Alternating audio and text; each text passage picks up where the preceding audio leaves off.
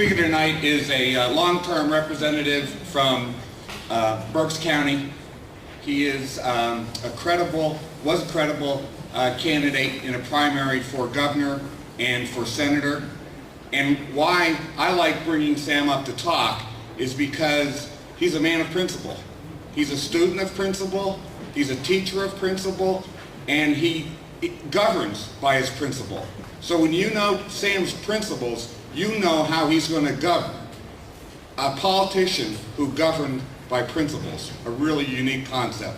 Sam also is a former director of the Americans for Prosperity in Pennsylvania, and he's the current president of the PA Pastors Network. It's with great pleasure that I introduce Sam Rohrer.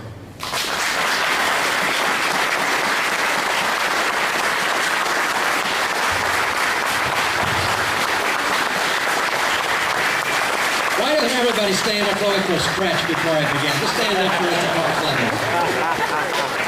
If you were like me, that seat gets a little bit hard after a while. So, all right, you be seated, please. Well, I appreciate Hayden's invitation. It's great to be here again in this building, several times in this room. Thank you, Paul. And it's good to see this good group out tonight. I commend you for your level of activity, endurance, commitment, consistency. Keep it up. Because as you know, the other side is keeping it up. We must not fail on our end. So anyways, thank you for having a good full room and for what you're doing in this part of the state. Oh, there's a clock up there. I was saying it's a fortunate thing that there's a clock up there. So we'll try to move forward tonight. I'm going to try and go through a few things this evening and then hopefully leave some room for some question and answer at the end, if that still is on the schedule of events. But Hayden asked me tonight to speak on an issue that I think is really very pertinent. And it is the concept of this: how do the principles, or how should the principles of individual rights and limited government, how should those things shape America? I like having very specific topics to talk about. I very seldom ever, when I was going around, I still do a lot of speaking, hardly ever speak on the same thing twice, or at least the same thing the same way. And I like to be specific and ask and give people what they've asked for, so I appreciate the specificity of this item because I think it is very, very key. I'd like to broaden it a little bit, though, to say this. Not just how should those principles shape America, but how did they shape America? How should they shape America? And really, how can they reshape America? In reality, these topics are far too deep and broad for me to try in 30 seconds to give a full understanding of the depth of the principles and the concepts behind these simple words. They are profound in what they mean, and their impact on us and this nation, past, present, and future, are more than significant. Unfortunately, I'd say that most of those who are in office today, be it in Washington or whatever, don't really know what these things mean, what these words mean. And therefore, they're not able to properly defend the concepts, nor go forward and help to rebuild what has been lost in these areas. So we got a problem in that area. Tonight I'm going to look, though, now on these principles that underline the concepts of individual rights, how they shaped, how they should shape, and how they can reshape. And because I think that there's no better place than these concepts are contained than the preamble to the Declaration of Independence, I'm going to read those. So think of those words as they appear here, as I go through just the beginning part of it. When in the course of human events, it becomes necessary for one people to dissolve the political bands which have connected them with one another, and to assume among the powers or the authorities of the earth the separate and equal station to which the laws of nature and of nature's God entitles them. A decent respect to the opinions of mankind requires that they should declare the causes which impel them to the separation. And then this part, we hold these truths to be self-evident, that all men are created equal, that they are endowed by their Creator with certain unalienable rights, that among these are life and liberty and the pursuit of happiness, and that to secure these rights, governments are instituted among men, deriving their just powers from the consent of the governed. That whenever any form of government becomes destructive of these ends, it is the right of the people to alter or to abolish it, and to institute new government, laying its foundation on such principles and organizing its powers in such form as to them shall seem most likely to affect or achieve their safety and their happiness. Prudence, indeed, will dictate that governments long established should not be changed for light or transient causes. And accordingly, all experience hath shown that mankind are more disposed to suffer while evils are sufferable than to right themselves by abolishing the forms to which they are accustomed. But when a long train of abuses and usurpations, pursuing invariably the same object, evinces a design to reduce them to absolute despotism, it is their right, it is their duty to throw off such government and to provide new guards for their future security. And I'll stop there, and then they go ahead, and then the rest of it is laying out the reasons why the king and all that he had done rose to such an occasion that they needed to do something about it. So let's start at the beginning here. And hopefully, maybe as I walk through, it'll be a little bit different. One thing I've learned is this. We're going to start with the definitions of these words. One thing you'll know is that he who controls the definition or determines the definition controls the debate. Don't ever assume in a discussion here or when talking with those who may be in office, don't assume that they understand the terms you use to be understood the way you understand them. Think with me just two words: hope and change. Two words we would all think evince the same result, but two completely different interpretations and two completely different results. Not defining terms can cost us our lives. So let's talk at the beginning. Let's talk with principle. Anybody have an idea? Tell me what the definition, a simple definition of principle is. If you have an idea, just speak up. In the back? Doing the right thing even when nobody's looking. Doing the right thing when nobody's looking. Okay? An eternal truth. An eternal truth. All right? Do you know what the simple definition is? It simply means a beginning. Principle is principium. It is the beginning. In a general sense, principle means the cause or the source or origin of anything. It is the foundation. So the word principle itself does not tell you what something else means. It just tells you, ask the question of where did whatever this is come from. There are principles that underlie every ideology in which we are engaged. For instance, There are principles that underline the concepts of totalitarianism and Marxism. There are principles that underlie the concepts of Sharia law and Islam. And there are principles that underline the concepts of a constitutional republic and Christianity.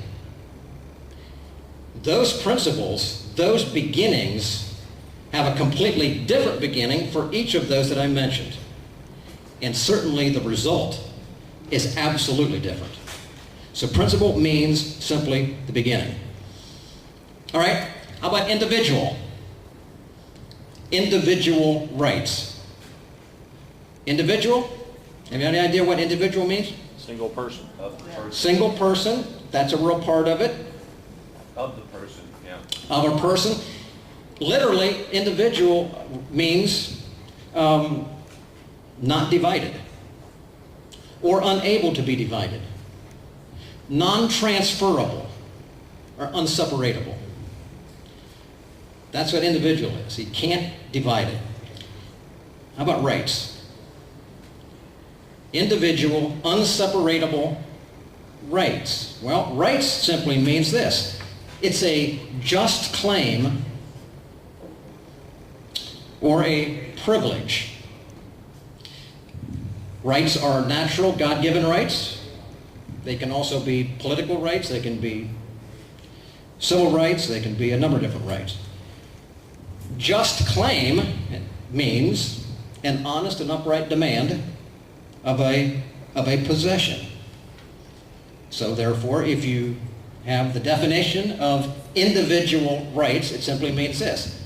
Individual rights are natural possessions that are non-transferable, undividable, and they belong to every human being who have a legitimate and moral right to lay claim.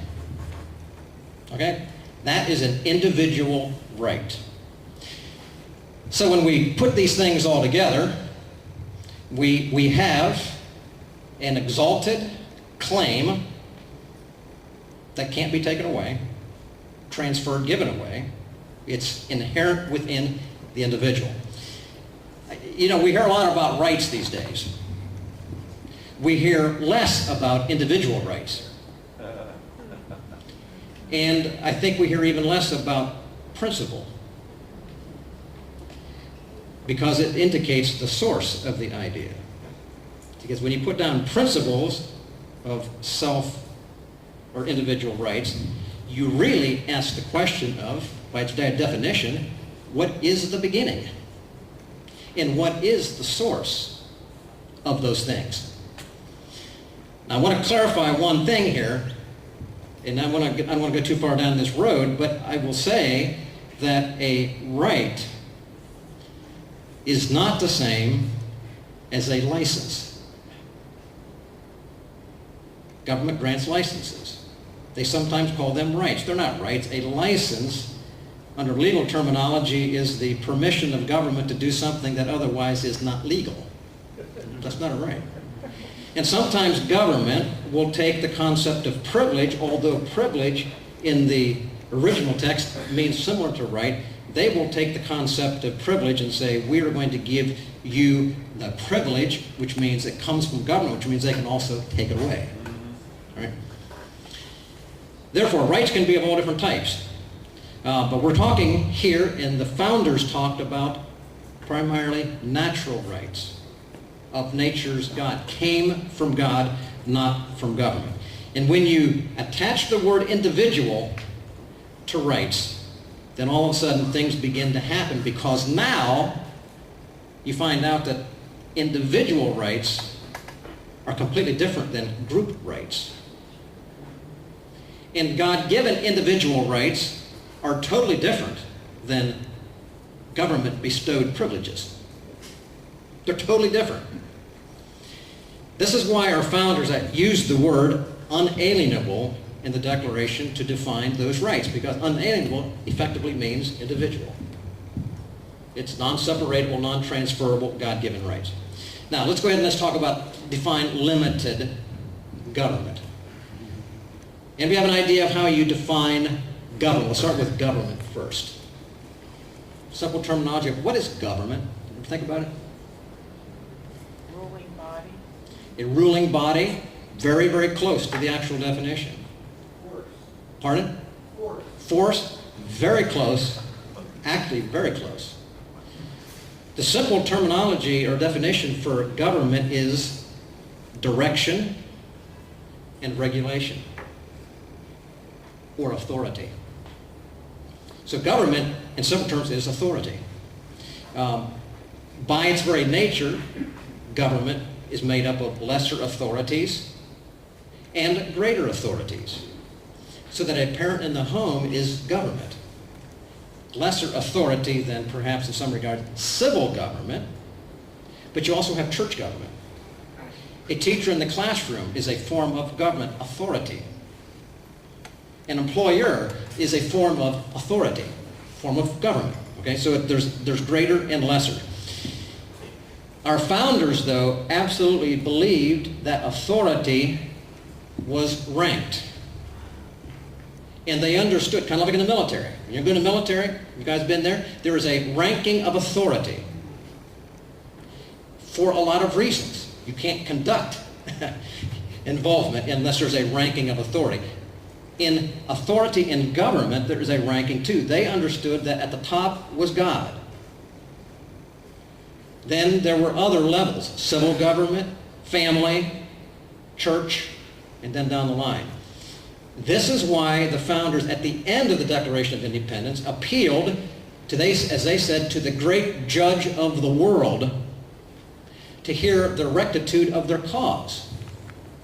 Because they perceived that God sat at the top and he would be the one who would make the final determination of whether or not and who was ultimately in charge and was the judge of the world. So they understood the ranking of authority. We have to be very, very important to understand that. Now, so let me go into this. The question then, limited, I'll go there, I'll jump over that. Limited just simply means to be restrained or bounded or circumcised. I mean, not circumcised. Circumscribed. Could be that too, I don't know. That has a way of limiting things. But you never know what one's going to come out. So if you say limited government, it is authority on a leash. Yep. It is authority with a bit in its mouth. Authority is strong. A horse can be strong, but an unbridled horse can be dangerous. A bridled horse can be brought to bear for the purpose for which you want it to go. That is the concept of limited government. Bridled authority. Now, the principles underlying self or individual rights and limited government. The question is, by its definition, the source. What is the foundation? What is the source of these concepts that undergirded what the founders believed, what I just read at the beginning of the Declaration of Independence? Well, I'm not going to give you the principles underlying totalitarianism and Marxism at this moment, or Sharia law and Islam. But I am going to give you the underpinnings and the source of where it came from for constitutional republic and what we have here with liberty and freedom in our country. And by so doing, I think you will see the contrast between those two ideologies, which have historically been at war with the founders' principles, and why they are at war today. And they are our enemies of freedom today. When you narrow down all aspects or views of life and government, since the beginning of time, I don't want to go into too great detail here, but there are two and only two really basic views of life and government all through civilizations. And these have remained at odds with each other. The first worldview, as in the lens by which you look at life and actions, is this. We call it the Judeo-Christian worldview, or the biblical worldview. Those are the underpinnings of what I've explained so far, and you'll see how that works as we go through. It's the foundation of our representative republic, as declared in the Declaration of Independence. It's outlined and assured in the Constitution. It's the concept of the phrase on the Liberty Bell in Philadelphia that says, proclaim liberty throughout all the land to all the inhabitants thereof, from the book of Leviticus. The second worldview, which masquerades under a lot of different names through time, and it is the one that really dominates in America today, unfortunately. And it's not the Judeo-Christian worldview. It's a postmodern worldview that takes and throws away the fundamental components. Ultimately, this worldview, one or the other, will determine the concept of, our concept of God, creation or evolution, family, government, and church. It determines our concepts of rights versus privileges. It determines the purpose of education, or science, or medicine, or the arts. There's a purpose for all of those things. This philosophy determines that. So what are the core beliefs that underlie the Judeo-Christian worldview, or the biblical worldview, or the view espoused by our founders? I'm going to give you 4 things that are very basic here. You may not know what these are, or maybe you do. I hope you do. But I'll say that most people do not. And I'll tell you that most pastors in the pulpits do not know what these are either. A survey taken in 2004 by George Barna indicated back then, these were Protestant pastors across the nation. 50% did not hold to this worldview that I'm going to give you. And this is why we have trouble today. But these are the 4. Very easy to remember. First one is that this: there is God, not there is a God. There is God, and He is truth. That's because God, as our founders understood it, was pre-existent, not bound by time. Always was, always will be. And He is absolute truth. So when you get into the whole discussion of pragmatism, relative truth, it is a variance, it's an opposition to this. So there is God and He is truth. The second one is that there was a creation, an act of God. Now that stands in sharp contrast to those who say, no, there was no creation, only evolution. We just happened to be where we are. Thirdly, the third point is there was a fall where sin entered the world, precipitated by the devil. That's a fundamental point of biblical worldview. Our founders understood it. They would call it the depravity of man, that the individual, people don't tend to naturally be good, they tend to naturally want to control other people. And they knew this. And then finally, fourth one, there is redemption, secured by Jesus Christ. Right? Now that's what Easter's all about. That's the story of the biblical worldview. And doesn't that stand already in sharp contrast to Marxism or Islam? This defining worldview established the foundation by which our founders were able to step forth and have a view of God, a view of the tendency of man, a view of the role of government, and a view of why you needed to limit government, because they knew the nature of man, and if you didn't limit it, you'd soon end up in tyranny again. Yep. And they also believed in redemption, meaning that there was hope for those who were hopeless. And that God loved us so much that He made a provision for us. That's Jesus Christ. Now, that is the biblical worldview. That's That is what I just described right there is the Judeo-Christian worldview. You probably have not heard it described in that simplicity before. You'll hardly have anybody in office talk about it because they think you shouldn't talk about these things. And oftentimes you don't have pastors talk about it because half of them don't believe exactly what I just said. And this is a problem. So, you'd say, well, all right, should you be talking about this, Sam? This sounds like pretty religious stuff, and we're not be talking about that. But understand what I'm saying. Principles define origin and beginning. If we want to hold to the concept of individual rights, how are we going to defend it if we don't know where it comes from?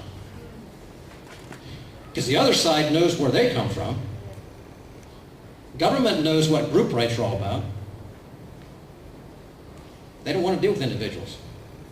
Because you deal with individuals, you see, then you got to deal with God. Because now we have value. Individually. Every one of us, regardless of our color. Regardless of where we came from, rich or poor. This is where this begins to make real application. Our founders knew this. This was the defining thing. Now let me just share with you just a few examples of how our founders wrapped together these concepts and what they gave us. For instance, starting with the Pilgrims. Pilgrims came in 1620. They believed these things. The very first line of the Mayflower Compact, which is our first organic document of law in this nation, starts out with the simple words, in the name of Jehovah God, amen. And then they go on to establish the Mayflower Compact. That's our first legal document. That, the Declaration of Independence, and our Constitution are our three organic documents of law. The Puritans, when they came in 1630, came with the clear intent to establish a shining city on a hill. Ronald Reagan used that phrase a lot. It came from the Puritans. Their purpose was to come and by so applying principles, Judeo-Christian principles, biblical worldview principles of the concepts of God, man, government, so forth, could in fact establish and begin a new nation that would be so different than anything else around the world that it would be a beacon of hope and a light so that the rest of the world could come and find out what it was like to actually live in freedom. That was our goal. 1628 then, along came William Penn. Jefferson and Franklin both viewed William Penn as the father of the founders. He played a far greater role in defining in those early days the concept of what has ultimately become our frame of government than any other individual. I'm going to read to you just straight out from a part of his frame of government so that you get the concept of the principles we're talking about and how our founders understood and worked it into what became what we now have. He said this: when the great and wise God had made the world, creation, of all his creatures, it pleased him to choose man his deputy to rule it, and to equip him for such a great charge and trust, that he did not only qualify him with skill and power, but with integrity to use those powers justly. But lust, prevailing against duty, made a lamentable breach. That was the sin in the Garden of Eden. And the law that before had no power over him took hold of him because of his sin and disobedience, and because he would not live conformable to the holy law of God within him, should now fall under the power and correction of just law from an outside judicial administration, government. He goes on to say, the law, the Apostle Paul teaches, was added because of man's transgressions for the disobedient and ungodly, for sinners, for unholy and profane, for murderers, for whoremongers, for homosexuals, for kidnappers, for liars, for perjurers. He then goes on a little further and says, all governments or authorities are established by God. God's the highest authority.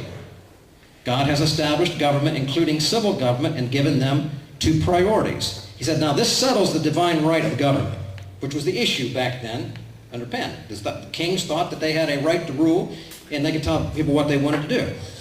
Because he said there are two purposes for government. First, the ministry of justice, punish those who do evil.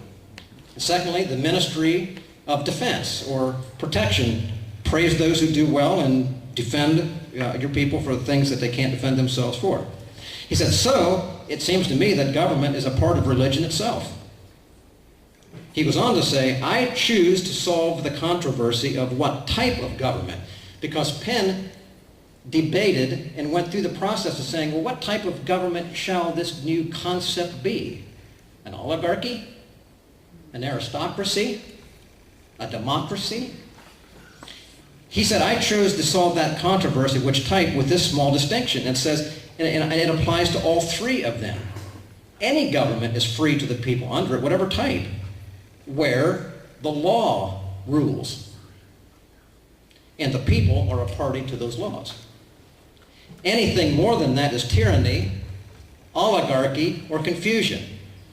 So Penn says, at the end of the day, it doesn't make that much difference necessarily which form you have if those who are in charge are not themselves the law,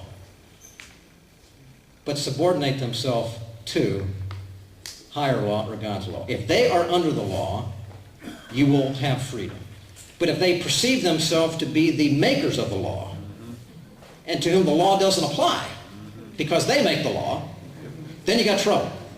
That's the point that Penn was making. He went on to say, governments, like clocks on the wall, go from the motion that men give them. And as governments are made and moved by men, so by them they are ruined too. Wherefore government depends far more upon men than men upon government. All right. As I read this, I'm going through it, think the wisdom of what we're dealing with here. And think of the application and the pertinency to where we are today. He said, if men be righteous, then the government will not be oppressive. If government be sick, these good men will cure it. But if the men be evil, then it doesn't make any difference. It says, the government ever so righteous, these evil men will attempt to warp and spoil it when they are in office. That's part of their life. He said, I know some say, let us have good laws, and then it makes no difference about the quality of the men who carry them out. But let them consider that though good laws do well, good men do better. Because good men will never lack good laws, and they will never permit bad ones. Now think of this. He said it's true that good laws have some restraint on evil rulers. But that is only where the rulers have no ability to escape or to abolish or ignore those good laws. When a depraved people but a depraved people, it says, love laws and government like themselves. Those, therefore, who produce a righteous constitution, which is ultimately what we got, those same people, viewing these same principles, are the ones to preserve it. That is, men of wisdom and virtue. These qualities don't come from man's minds, and they must be carefully propagated by a virtuous education of the youth. That's right. That's William Penn. All right. 1628. Do you see how this, because the nature of man does not change from civilization to civilization, Right. and because government tends always to tyranny, if you don't put a bit in its mouth and restrain it, it will run wild like all governments do. That's why he said, for those who have the wisdom to produce a constitution that recognizes these things, those same people who believe these same things are the only ones that can preserve it. Because the others who reject it are always attacking it. Then Penn went on to talk about establishing his holy experiment. So those of you who've been down to the Capitol in Harrisburg, in the rotunda are the words that talk about Penn's holy experiment, and that the nations of the world want an example because they had never seen an example. Kind of the shining city in the hill concept. And Penn said it can be done. Penn's holy experiment, this is what he's talking about. He said, I believe it can come to fruition. But it will depend on people self-governing themselves. You will not have freedom or liberty unless people govern themselves, self-government. Under a tyranny or a tyrant, there is no self-government because you're told what to do. But Penn said it's not possible for self-government to survive unless the people govern themselves according to the Ten Commandments of God.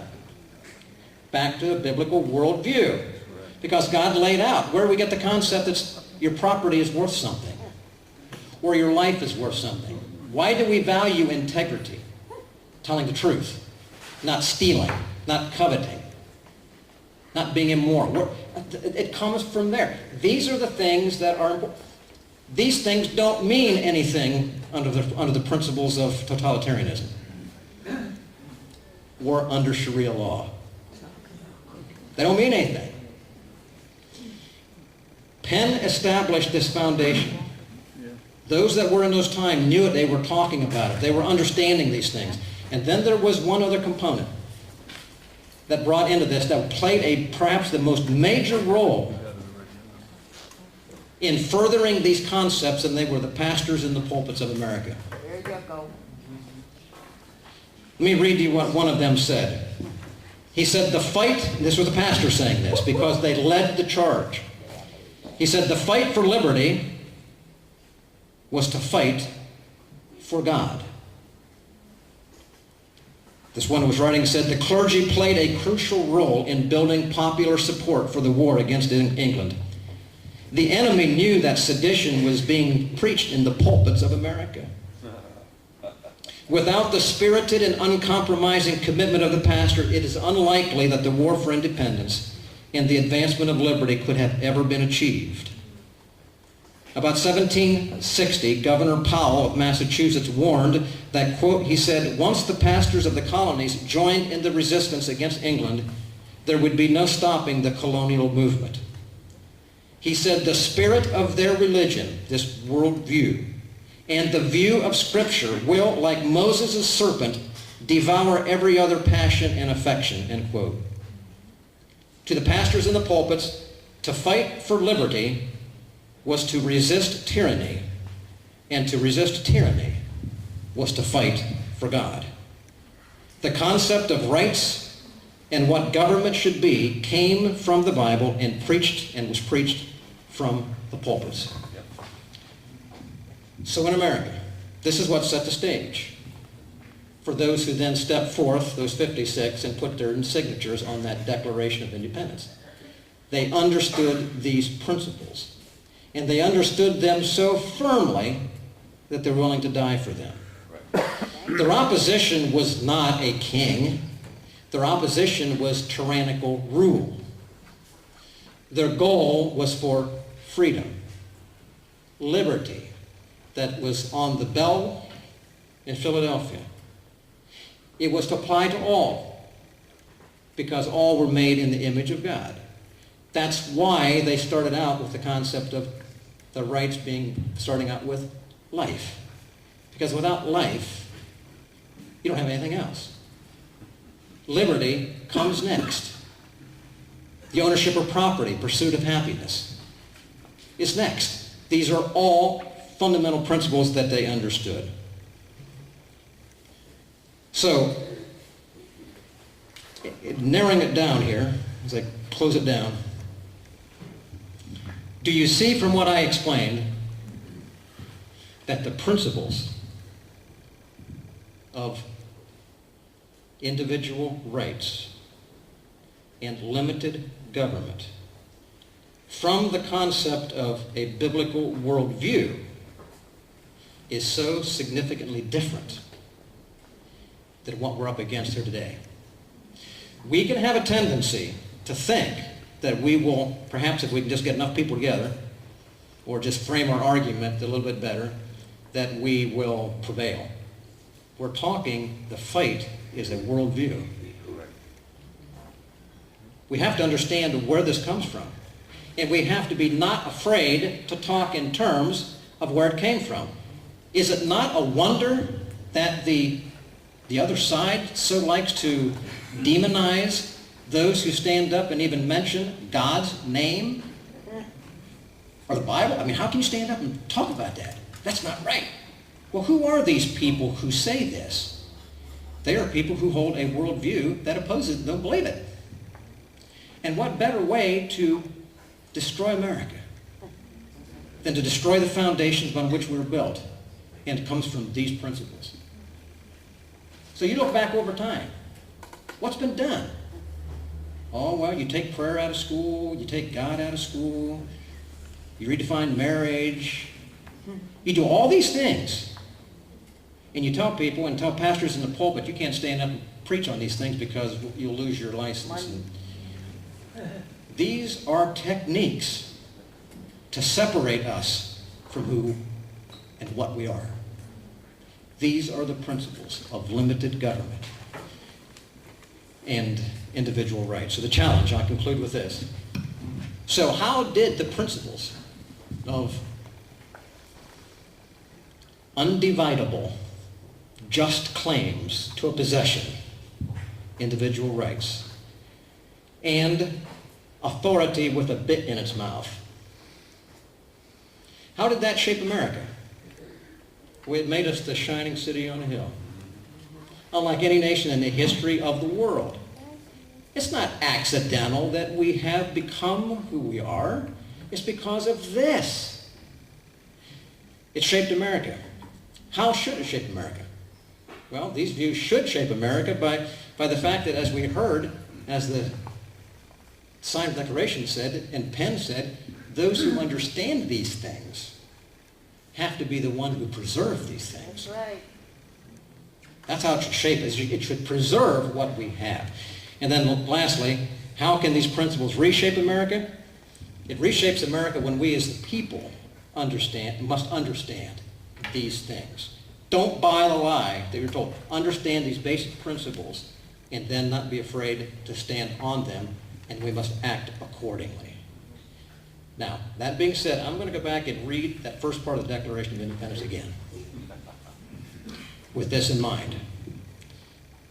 Maybe it will apply a little bit more. When in the course of human events, it becomes necessary for one people to dissolve the political bands which have connected them with another, and to assume among the authorities of the earth the separate and equal station to which the laws of nature and of nature's God entitles them. A decent respect to the opinions of mankind requires that they should declare the causes which impel them to separation. Then this: we hold these truths, again, absolute truth, to be self-evident, that all men are created equal, and they are endowed, given by their Creator, with certain unalienable, indivisible, non-transferable rights, just claim to a possession for which we have a moral and legitimate claim. That among these are life and liberty and the pursuit of happiness. That, and to secure these rights, governments are instituted among men, deriving their just authority and power from the consent of the governed, and that whenever any form of government becomes destructive of these ends, it is the right of the people to alter or to abolish it and to institute new government laying its foundation on such principles and organizing its powers in such form as to them shall seem most likely to affect their safety and happiness. Prudence indeed will dictate that governments long established should not be changed for light and transient causes. Accordingly, all experience hath shown that mankind is more disposed to suffer while evils are sufferable than to right themselves by abolishing the forms to which they're accustomed. But when a long train of abuses and usurpations pursuing invariably the same object evinces a design to reduce them under absolute despotism, it is their right, it is their duty to throw off such government and to provide new guards for their future security.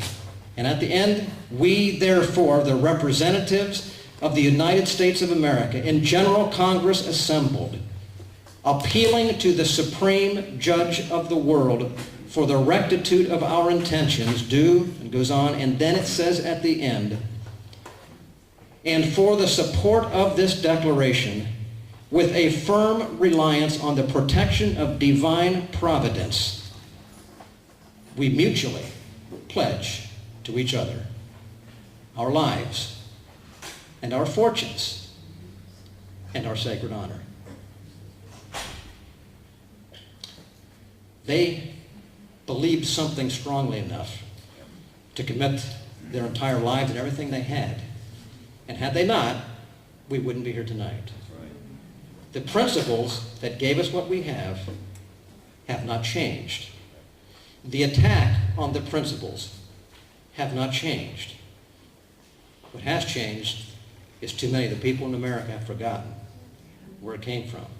And the question is, will we acquaint ourselves again firmly enough, deeply enough, these principles, so as to put our names to a piece of paper and say, we commit our lives, our fortunes, and our sacred honor.